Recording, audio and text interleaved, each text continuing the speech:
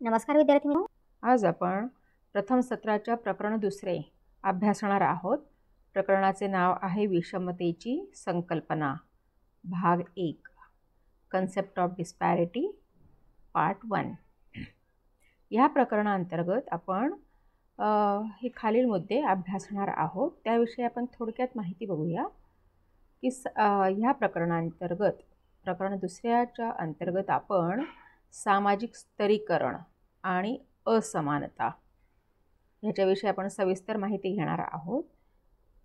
म्हणजे सामाजिक स्तरीकरणाचे घटक काय आहेत, असमानता आपण कशाला म्हणतो, असमानता समाजामध्ये का निर्माण झालेली आहे, तिची कारणे काय आहेत, असमानता निर्माण होऊ नये किंवा ती कमी व्हावी, बरोबर, किंवा त्याचे असमानतेमुळे जे निर्माण होणारे जे दुष्परिणाम आहेत समाजावरील ते कमी करण्यासाठी काय उपाययोजना असू शकते हे आपण ह्याच्या अंतर्गत बघणार आहोत. नंतर पुढचा मुद्दा आहे, उपमुद्दा आहे, तो म्हणजे स्त्री पुरुष विषमता. स्त्री पुरुष विषमता, बरोबर. ह्याच्या अंतर्गत आपण भारतीय समाजातील स्त्रियांचे स्थान काय आहे ते आपण बघू. मग ह्याच्या अंतर्गत आपण वैदिक कालखंडातील स्त्रियांचे स्थान, तर आधुनिक कालखंडामध्ये स्त्रियांचे काय स्थान आहे त्याविषयीचा आपण ऊहापोह करणार आहोत. नंतर पुढचा आपण बघणार आहोत तो उपमुद्दा म्हणजे भारतातील स्त्रियांच्या समस्या किंवा भारतीय स्त्रीला कोणत्या प्रकारच्या जटिल समस्यांना तोंड द्यावे लागते ह्याविषयी आपण येथे अभ्यासणार आहोत. पुढचं जे आहे तो उपमुद्दा म्हणजे सातत्याने घटत जाणारे लिंग गुणोत्तर. तर लिंग गुणोत्तर आपण कशाला म्हणतो, दर हजारी मुलांमागे मुलींचे किंवा दर हजारी पुरुषांमागे असणारे मुलींचे किंवा स्त्रियांचे प्रमाण, त्याला आपण लिंग गुणोत्तर असे म्हणतो. बाळांना आपल्याला माहीत आहे की हे जे सातत्याने घटत जाणारे जे लिंग गुणोत्तर आहे ही काय आहे, ही एक ज्वलंत सामाजिक समस्या आहे. मग ह्या ज्वलंत सामाजिक समस्येची कारणे काय आहेत, त्याचे समाजावरील दुष्परिणाम काय आहेत त्याविषयी आपण येथे ऊहापोह करणार आहोत. त्याचबरोबर ही जी सामाजिक समस्या आहे ह्या समस्येवर कोणत्या उपायांद्वारे आपण मात करू शकतो ह्याविषयीचं आपण येथे ऊहापोह करणार आहोत, ह्याविषयी जाणून घेणार आहोत. पुढचा उपमुद्दा आहे प्रकरण दुसऱ्यातील, तो म्हणजे स्त्रियांवर होणारे अत्याचार किंवा त्याला आपण म्हणतो हिंसाचार, की भारतामध्ये स्त्रियांवर कोणकोणत्या प्रकारचे अत्याचार केले जातात, होतात किंवा हिंसा केली जाते, होते. मग त्याच्यामध्ये कौटुंबिक हिंसाचार असेल, कौटुंबिक अत्याचार असेल किंवा कामाच्या ठिकाणी होणारा छळ असेल, त्याविषयीचा आपण येथे थोडक्यात माहिती घेणार आहोत. पुढचा उपमुद्दा आहे मित्रांनो तो म्हणजे माध्यमात. माध्यमं म्हणजे कोणती, जी काही प्रसार माध्यमं आहेत, प्रसार माध्यमांमध्ये स्त्रियांचे कशा प्रकारे चित्रण दर्शविले जाते, बरोबर. मग ते बऱ्याचदा सकारात्मक असते व बऱ्याच अंशी नकारात्मक देखील असते. मग हे जे काही सकारात्मक, एक मिनिट सकारात्मक जर चित्रण करत असतील प्रसार माध्यमं स्त्रियांचे, तर अर्थातच स्त्रीविषयी एक वेगळी आदराची भावना जनमानसात निर्माण होते. परंतु ते जर स्त्रीची प्रतिमा जर प्रसारमाध्यमं नकारात्मकरित्या दाखवत असतील तर त्याचा बऱ्याच वेळा त्याचे जे दुष्परिणाम आहेत ते स्त्रियांनाच भोगावे लागत असतात. आता उदाहरणार्थ नकारात्मक की एखाद्या सिरियलमध्ये किंवा एखाद्या डॉक्युमेंटरी फिल्ममध्ये किंवा कुठल्या एखाद्या मूवीमध्ये की सुनेवर अत्याचार होत आहेत हे दाखवलं जात असेल वारंवार, तर अर्थातच काय होतं की त्याचा नकारात्मक परिणाम जो आहे तो जनमानसावर होत असतो, बरोबर. ते आपण सविस्तर अभ्यासणार आहोत. त्याच्या पुढील मुख्य उपमुद्दा आहे प्रकरण दुसऱ्यामधील त्याला आपण मुख्य मुद्दाच म्हणू, ते म्हणजे विषमता आणि अपंगत्व, की अपंगत्वामुळे कशा पद्धतीने विषमता ही समाजामध्ये निर्माण झालेली आहे, त्याविषयी आपण येथे अभ्यासणार आहोत. मग ह्याच्या अंतर्गत शारीरिक अपंगत्व किंवा विकलांगता म्हणतो आपण, दिव्यांग, बरोबर, त्याच्याविषयी आपण माहिती घेणार आहोत. मग शारीरिक अपंगत्वाची किंवा शारीरिक विकलांगतेची कारणे काय आहेत, त्याचे परिणाम काय आहेत आणि उपाययोजना काय आहेत. तसंच मी FYBAचा विद्यार्थी या नात्याने माझी काय भूमिका असावी यांचे प्रश्न सोडवण्यासाठी, विकलांग व्यक्तींचे प्रश्न सोडवण्यासाठी माझी काय भूमिका असावी ह्याच्याविषयी आपण इथे जाणून घेणार आहोत. नंतर बौद्धिक विकलांगता किंवा त्याला आपण मानसिक विकलांग असं म्हणतो, तर ह्याची पण कारणे आपण बघणार आहोत. नंतर त्याचे प्रकार, मानसिक विकलांगतेचे प्रकार बघणार आहोत. त्याचबरोबर त्याची कारणे, समाजाची भूमिका वगैरे वगैरे ह्या विषयी आपण येथे अभ्यासणार आहोत. पुढचा उपमुद्दा आहे विकलांग व्यक्तींना कोणत्या प्रकारच्या सेवा उपलब्ध आहेत, बरोबर. मग राज्य सरकार वेगळ्या सेवा उपलब्ध करून देते किंवा आपण केंद्र सरकारच्या वेगळ्या सेवा आहेत, वेगळ्या सर्व्हिसेस आहेत, बरोबर. तर ते काय आहेत त्याविषयी आपण येथे जाणून घेऊया. ठीक आहे. तर आपण म्हणजे इत्यादी मुद्दे व उपमुद्दे आपण प्रकरण दुसऱ्यामध्ये अभ्यासणार आहोत. प्रकरण दुसरं काय आहे? विषमतेची संकल्पना, पार्ट 1. ठीक आहे. तर आपण मग प्रकरण दुसऱ्यालाच सुरुवात करूया. आता आपण प्रकरण दुसऱ्याचा पहिला मुद्दा अभ्यासणार आहोत. तो म्हणजे सामाजिक स्तरीकरण आणि असमानता. तर आपण इंग्रजीत म्हणतो सोशल स्ट्रॅटिफिकेशन अँड इनइक्वॅलिटी. सुरुवातीला बघूया आपण की सामाजिक स्तरीकरण काय आहे ते.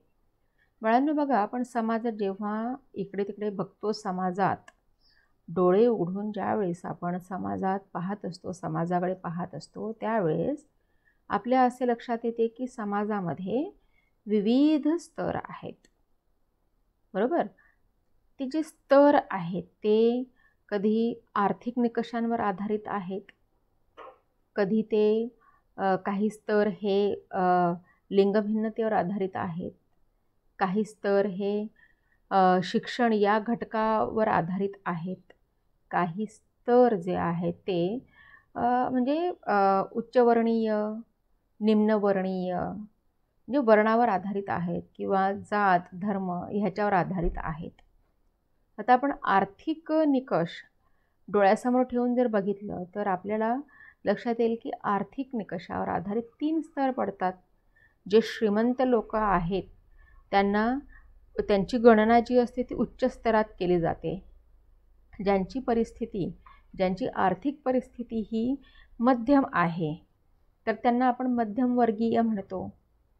जे गरीब लोक आहेत तर त्यांची गणना जी आहे ती गरीब लोकांमध्ये किंवा कनिष्ठ स्तरात केली जाते. बऱ्याचदा काय होतं की ह्या 3 स्तरांमध्ये रोटीबेटी व्यवहार हे होत नाहीत. श्रीमंत बापाला वाटेल की आपली मुलगी श्रीमंत घरातच जावी. मध्यमवर्गीय पित्याला असं वाटेल की आपली मुलगी जी आहे किंवा सून जर करायची मला ती मध्यमवर्गीयच असावी, अशा पद्धतीने. नंतर आपण जर बघितलं बाळांनो की बऱ्याचदा एकाच धर्मामध्ये एका धर्मातली एक जात, बरोबर, म्हणजे सारखी जात, त्या सारख्या जातीत सुद्धा एकाच जातीत सुद्धा उच्च जात म्हणजे उच्च स्तराचे, निम्न स्तराचे असे स्तर केले जातात एकाच जातीमध्ये, बरोबर.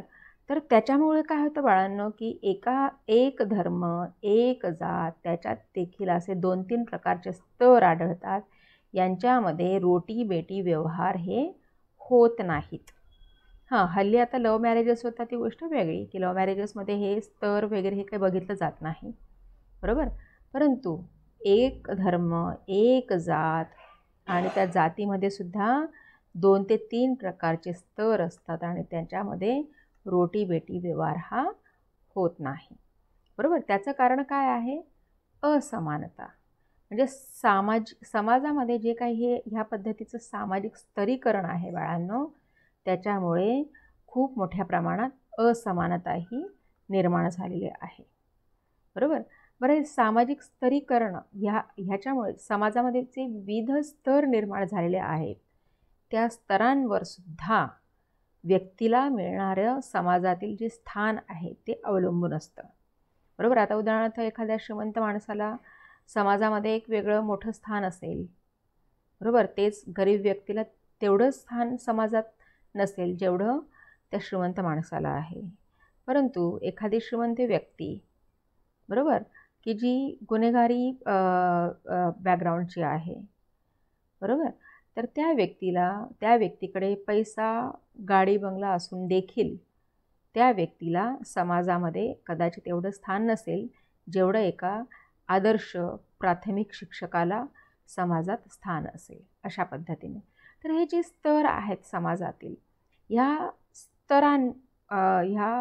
म्हणजे ती व्यक्ती कोणत्या स्तरावरील आहे किंवा कोणत्या स्तराशी निगडित आहे त्यानुसार त्या व्यक्तीचं समाजातील स्टेटस हे ठरत असतं.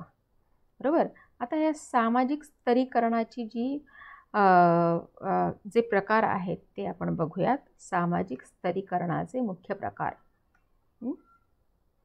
तर बघा बाळांनो, समाजातील लोकांचे पुढील 3 विभागात सामाजिक स्तरीकरणासाठी वर्गीकरण केले जाते. ते म्हणजे पहिला जो विभाग आहे तो म्हणजे जातीय रचना. आपण बघतो की उच्च जातीचे, कनिष्ठ जातीचे वगैरे वगैरे. नंतर वर्गवारी रचना, क्लास सिस्टम. बरोबर. नंतर सांपत्तिक रचना, इस्टेट सिस्टम. हे जे आहेत हे 3 काय आहेत बाळांनो? सामाजिक स्तरीकरणाचे हे काय आहेत? प्रकार आहेत किंवा सामाजिक स्तरीकरणाचे हे काय आहेत? वर्गीकरण केलेलं आहे 3 प्रकारांमध्ये. बरोबर. ते आपण आता 1 बाय 1 अभ्यासूया. थोडक्यात आपण हे अभ्यासूया बाळांनो, कारण 12वीपर्यंत देखील तुम्ही ह्याविषयी चांगली माहिती घेतलेली असते. तर आपण ह्याच्यावर जास्त प्रकाश टाकणार नाही आहोत. जातीय रचना, वर्गवारी रचना, सांपत्तिक रचना वगैरे. आता जातीय रचना ह्याविषयी आपण थोडक्यात बघूया की आपण बाळांनो, आपल्याला माहीत आहे की सामाजिक स्तरीकरणाचा एक मुख्य भाग म्हणजे काय बाळांनो? जातीय रचना आहे ना. ज्यात उदाहरणार्थ उच्च जातीचे, निम्न जातीचे. मग उच्च आणि निम्न जातीच्या लोकांमध्ये रोटीबेटी व्यवहार हे होत नाहीत. बऱ्याच ठिकाणी तर असं बघायला मिळतं की जे उच्च जातीचे जे असतात ते निम्न जातीच्या कडून जे काही व्यवहार आहेत ते करून घेत नाहीत किंवा निम्न जातीच्या लोकांसाठी वेगळ्या वसाहती असतात गावाबाहेर वगैरे वगैरे. बरं, जात ही जी आहे ही वारसा हक्काने, पारंपरिक व्यवसायाने व सामाजिक संबंधांनी ठरते. आता उदाहरणार्थ ब्राह्मण जातीतील जन्माला आलेला मुलगा ब्राह्मण म्हणूनच ओळखला जाईल किंवा कनिष्ठ जातीमध्ये जन्माला आलेले जे मुलं असतील ते त्या जातीतूनच ते त्या जातीचे ओळखले जातील वगैरे वगैरे. भारतामध्ये मुख्य जाती किती? 800 मुख्य जाती आहेत आणि 5000 उपजाती आहेत बाळांनो. नंतर मगाच मी सांगितलं की आपल्याला माहिती आहे की भारतामध्ये वर्णव्यवस्था अस्तित्वात होती. बरोबर. तर वर्णव्यवस्थेप्रमाणे वर्णव्यवस्थेत असणाऱ्या लोकांचे वर्गीकरण जे होते ते 4 गटामध्ये केले जाते. आणि हे जे वर्गीकरण होतं बाळांनो, हे वर्गीकरण त्यांचा पारंपरिक व्यवसाय विचारात घेऊन केले जायचे. पारंपरिक व्यवसाय विचारात घेऊन आणि त्या व्यक्तीच्या अंगी असलेले कौशल्य कोणते आहेत त्यानुसार हे वर्गीकरण केलं जायचं. आता उदाहरणार्थ ब्राह्मण म्हणजे जे शिक्षक असेल, ज्यांच्या अंगी बुद्धिमान असेल, इतरांना शिकवण्याचे कौशल्य असेल, ज्यांना ज्ञानार्जन करायचे कौशल्य असेल, ते ब्राह्मण. क्षत्रिय जे राज्य करते, प्रशासक व सैनिक म्हणजे देश रक्षणासाठी, देशाच्या संरक्षणासाठी ज्यांच्या अंगी कौशल्य असत ते क्षत्रिय. नंतर वैश्य, सावकार, व्यापारी, कलाकार इत्यादी. नंतर जे अंगमेहनतीची कामं करायचे, ज्यांच्या अंगी कामं करण्याची एक वेगळं कौशल्य होतं, त्यांना आपण शूद्र. मग शूद्रांमध्ये कोण यायचं? मजूर व कामगार. आणि हे जे मजूर व कामगार होते ह्यावरील तिन्हींची सेवा करायचे. ठीक आहे. तर हे वर्णव्यवस्थेमध्ये अशा पद्धतीने वर्गीकरण हे केलेलं आपल्याला आढळून येतं. बरोबर. तर बघा बाळांनो, जात आणि वर्ण ह्याच्यामध्ये काय फरक आहे की अनुवंशिकतेनुसार जात ही आपल्याला मिळते. म्हणजे आपल्या जन्माबरोबरच आपल्याला जात चिकटलेली असते. बरोबर. परंतु वर्णव्यवस्थेमध्ये काय असतं की अनुवंशिकतेवरून वर्णव्यवस्था ठरत नसत. बरोबर. नंतर अशा पद्धतीने. ठीक आहे. वर्णव्यवस्था जी होती बाळांनो किंवा वर्णरचना जी होती ती मी मगाच सांगितलं तुम्हाला की व्यक्तीच्या अंगी असणारी कौशल्य व त्या व्यक्तीची काम करण्याची पात्रता यावरून ठरत असे इत्यादी. ठीक आहे. याच्यावर जास्त आपण उहापोह करायला नको. मग जातीची वैशिष्ट्य काय बाळांनो आपण थोडक्यात बघूया. जातीची वैशिष्ट्य किंवा कॅरेक्टरिस्टिक्स ऑफ कास्ट, अनुवांशिकता, त्याला आपण हेरिडेटरी म्हणतो. बरोबर. आता उदाहरणार्थ बघा, व्यक्तीच्या समाजातील स्थान हे त्याच्या जन्मावरून ठरत असते. उदाहरणार्थ ब्राह्मण कुटुंबात जन्माला आलेला मुलगा ब्राह्मण, अशा पद्धतीने. नंतर आंतरजातीय विवाहास बंदी असते. बरोबर. प्रत्येक व्यक्तीची हीच इच्छा असते, अपेक्षा असते की माझ्या मुलाने किंवा मुलीने जातीच्याच मुलाशी किंवा मुलीशी लग्न करावे. ठीक आहे. मग ती कोणतीही जात असो. ठीक आहे. नंतर श्रेणीबद्ध हायरार्की, जातीवरूनच उच्च व कनिष्ठ श्रेणी समाज व धर्मामध्ये ठरत असते. मी मग सांगितलं बाळांनो की एकच धर्म आहे आणि एक जात आहे. त्या एका जातीमध्ये सुद्धा विविध प्रकारची श्रेणी ठरत असते. उच्च श्रेणीचे, मध्यम श्रेणीचे, कनिष्ठ श्रेणीचे. ह्यांच्यामध्ये रोटीबेटी व्यवहार हा होत नसे. ठीक आहे. आणि अर्थातच जात ह्या व्यवस्थेमध्ये पिरॅमिड, जातीय व्यवस्था ही पिरॅमिडसारखी आहे. म्हणजे पिरॅमिडच्या टोकाला कोण असतात? ब्राह्मण. आणि मग नंतर सगळ्यात खाली शूद्र. ठीक आहे. नंतर निश्चित व्यवसाय, प्रत्येक जातीचा एक निश्चित व्यवसाय असतो. नंतर नियंत्रित खाद्य सवयी, की आता उदाहरणार्थ म्हणजे पारंपरिक पद्धतीप्रमाणे खाद्यसवयी असतात. उदाहरणार्थ ब्राह्मण समाजातील लोक नॉनव्हेज किंवा नाही खाणार वगैरे वगैरे. म्हणजे ब्राह्मण समाजातील लोक हे सात्विक व शुद्ध आहार घेतात. क्षत्रिय व वैश्य शाही आहार, शूद्र इत्यादी. अशा पद्धतीने म्हणजे प्रत्येक जातीच्या खाण्यापिण्याच्या ज्या सवयी असतात, बरोबर, त्यासुद्धा वेगवेगळ्या असतात. नंतर अस्पृश्यता. बरोबर. शूद्रांना अस्पृश्य समजले जात असे. आणि आता तर आपल्याला माहिती आहे की घटनेने अनटचॅबिलिटी जी आहे ती पूर्णपणे बाद केलेली आहे. बरोबर. किंवा अनटचॅबिलिटी किंवा अस्पृश्यता पाळणं हा एक मोठा गुन्हा आहे, हे आपल्याला माहिती आहे. आपण मागील सेमिस्टरमध्ये अभ्यासलं.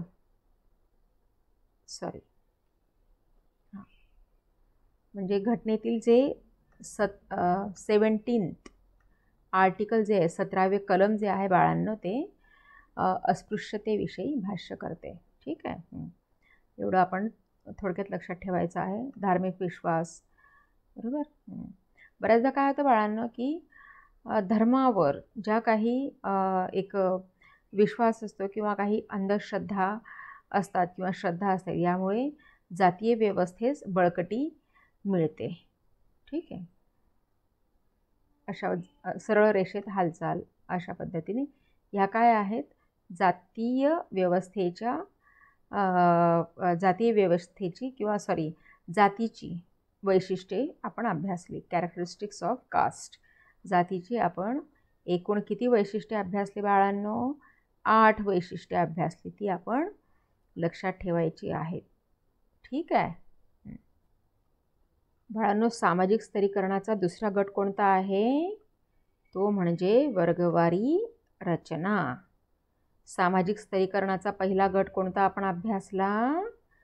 तो म्हणजे कोणता अभ्यासला आपण? जातीय रचना. आता सामाजिक स्तरीकरणाचा दुसरा गट कोणता आहे?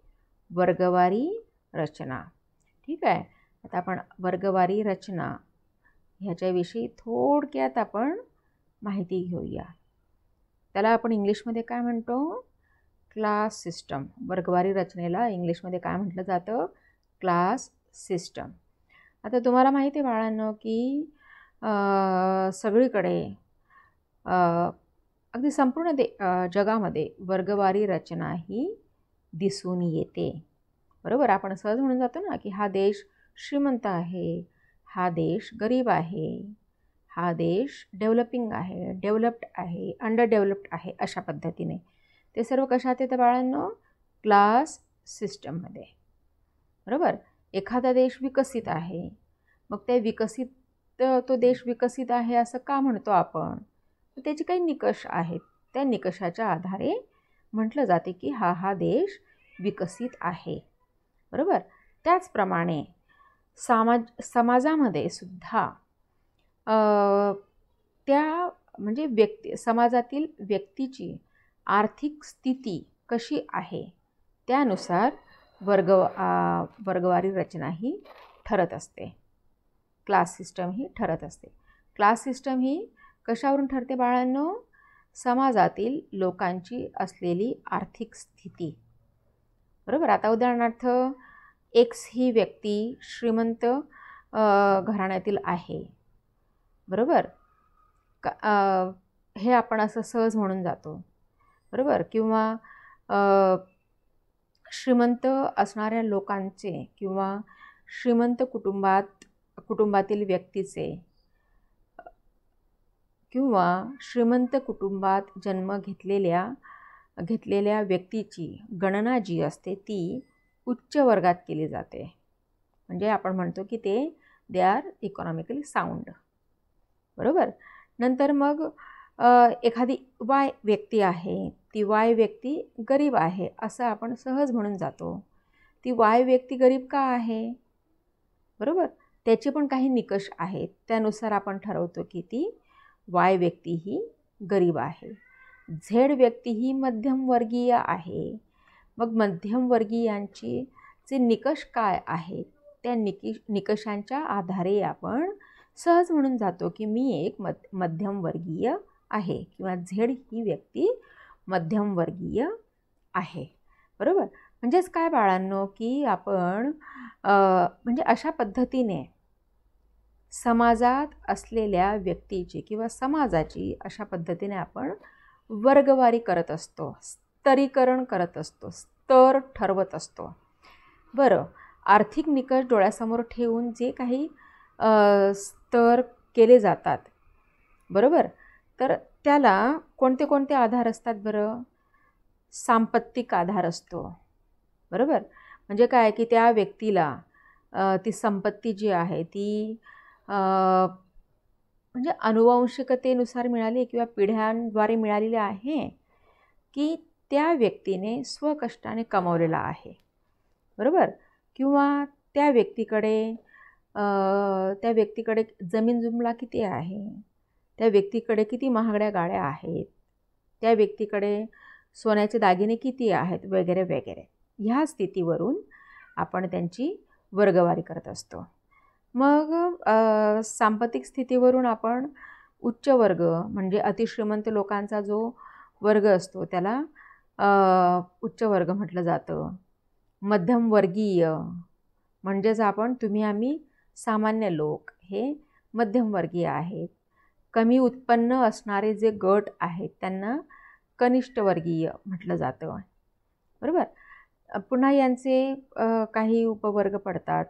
ठीक आहे. आता वर्गवारी जी काही आपण ठरवत असतो विद्यार्थी मित्रांनो, किंवा आर्थिक निकषाच्या आधारे आपण स्तर ठरवत असतो, वर्गवारी ठरवत असतो. त्याचे घटक कोणते आहेत? मी मगाच तुम्हाला सांगितलं की एखाद्या व्यक्तीकडे जमीन जुमला किती आहे, मालमत्ता किती आहे, किंवा त्याला वारसा हक्काने मिळालेली मालमत्ता, त्याने स्वतः कमावलेली मालमत्ता, मग त्याच्यामध्ये जमीन, सोने, हिरे वगैरे वगैरे हे सर्व बघितलं जातं. त्यानुसार त्या व्यक्तीचा स्तर ठरवला जातो की तो श्रीमंत आहे, गरीब आहे, किंवा श्रीमंत असेल तर किती श्रीमंत आहे, अशा पद्धतीने. नंतर शैक्षणिक पातळी आणि व्यवसायाचा स्तर. एखादी व्यक्ती अतिशय उच्च शिक्षित आहे आणि त्याने व्यवसाय देखील तसाच निवडला आहे की जो त्याच्या शिक्षणाला एक वेगळ्या पद्धतीचं प्रोत्साहन देईल किंवा शिक्षणाचा सदुपयोग होईल. आता उदाहरणार्थ एखादी LLM झालेली व्यक्ती असेल किंवा एखादी डॉक्टरचं शिक्षण घेणारी व्यक्ती असेल, बरोबर, त्याने आपल्या कष्टाने त्या व्यवसायामध्ये भरभराट आणली असेल प्रामाणिकपणे, बरोबर, तर त्यानुसार त्याचा स्तर ठरत असतो. नंतर जीवनशैली सुधारण्यासाठी वापरत असलेली साधने. आता उदाहरणार्थ एखादा विद्यार्थी महागड्या कारने आला कॉलेजमध्ये, तर आपण सहज म्हणतो की अरे हा श्रीमंताचा मुलगा असेल, बरोबर. नंतर राहते ठिकाण, बरोबर. मुंबईमध्ये तुम्ही कोणत्या भागात राहतात त्याच्यावरून तुम्ही कोणत्या गटात आहात, कोणत्या उत्पन्न गटात आहात त्यावरून ठरतं, ठीक आहे. नंतर समाजातील त्यांचा मान, सन्मान, स्थान वगैरे वगैरे अशा पद्धतीने, ठीक आहे. तर अशा पद्धतीने हे आपण वर्गवारी रचना कशा पद्धतीची आहे ते आपण बघितलं, किंवा समाजामध्ये आढळून येणारी जी वर्गवारी रचना आहे किंवा क्लास सिस्टम आहे, बरोबर, ती आपण अभ्यासली. आता आपण तिसरा स्तर अभ्यासूया सामाजिक स्तरीकरणाचा. तो तिसरा स्तर म्हणजे सांपत्तिक, किंवा त्याला आपण संपदा असं म्हणतो, रचना. याला इंग्लिशमध्ये काय म्हटलं जातं बाळांनो? Estate system. मित्रांनो, इसवी सन पूर्व 476 ते 1450 या कालावधीत युरोपियन देशांमध्ये इस्टेट सिस्टम किंवा त्याला आपण सांपत्तिक रचना या प्रकारचा सामाजिक स्तराचा एक प्रकार उदयास आला, बरोबर. आपण जर विचार केला तर साधारणतः 5वे शतक, 5वे ते 12व्या शतकापर्यंत सरंजामशाही जी होती बाळांनो ती युरोपियन देशात होती. हे आपल्याला माहीत आहे, त्याला आपण फ्युडलिझम असं म्हणतो, बरोबर. तर हे जी काही व्यवस्था आहे, बरोबर, तर ही सरंजामशाही ही जी व्यवस्था आहे ही काय आहे? ही काय होती? सामाजिक स्तराचा एक प्रकार, बरोबर. हे ते आपण थोडक्यात नंतर अभ्यासणारच आहोत. आता बघा बाळांनो, सांपत्तिक रचना किंवा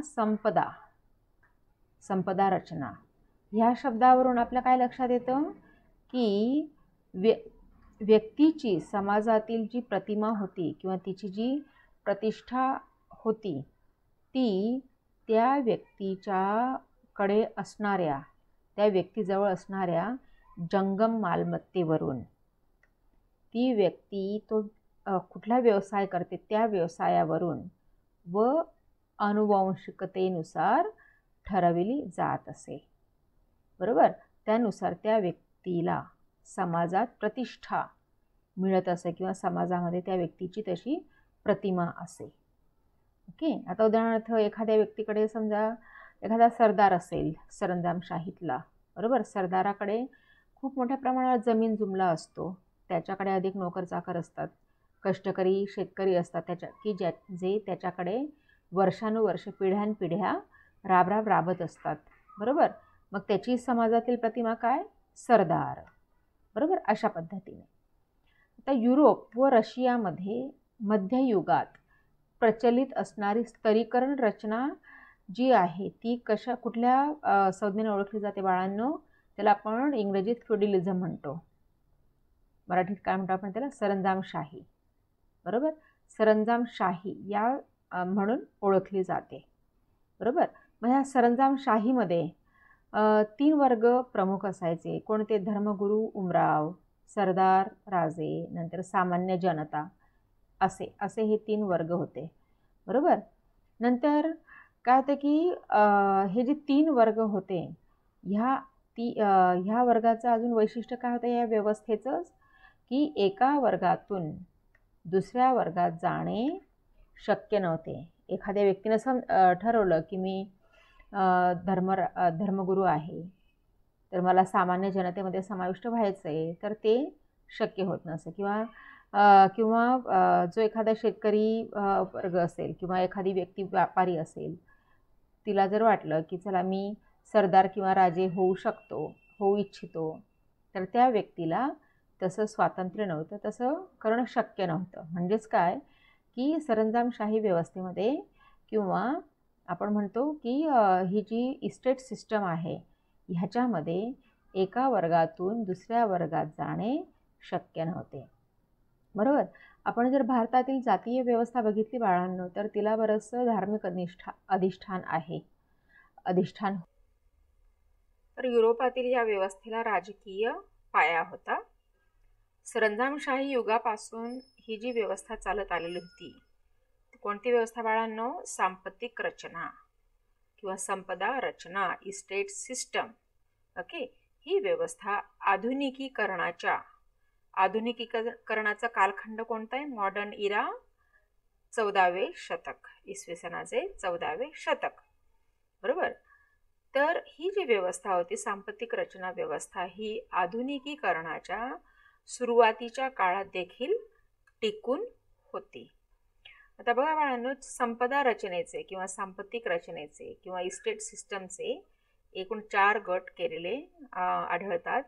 पहिला गट जो आहे तो धर्मगुरू, त्याला आपण क्लर्जी असं म्हणतो.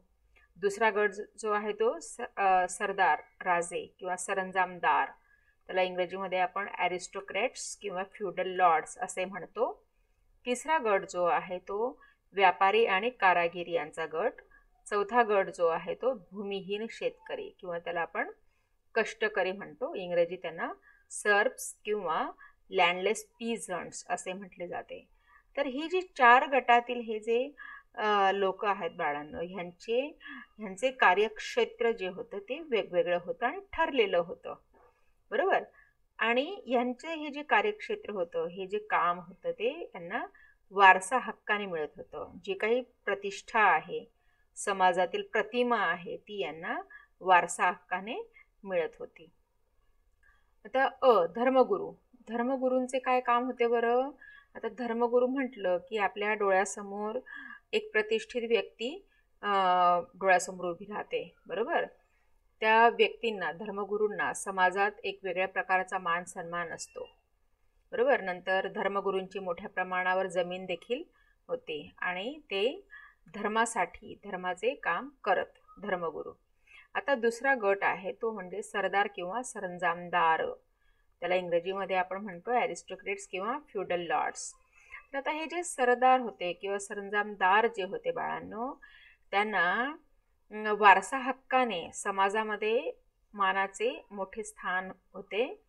तसेच ह्या सरंजामदारांकडे मोठ्या प्रमाणात संपत्ती असे, त्यांच्याकडे मोठ्या प्रमाणात शेत जमिनी असत व शेतात काम करण्यासाठी, शेत कसण्यासाठी मोठ्या प्रमाणात मजूर देखील होते.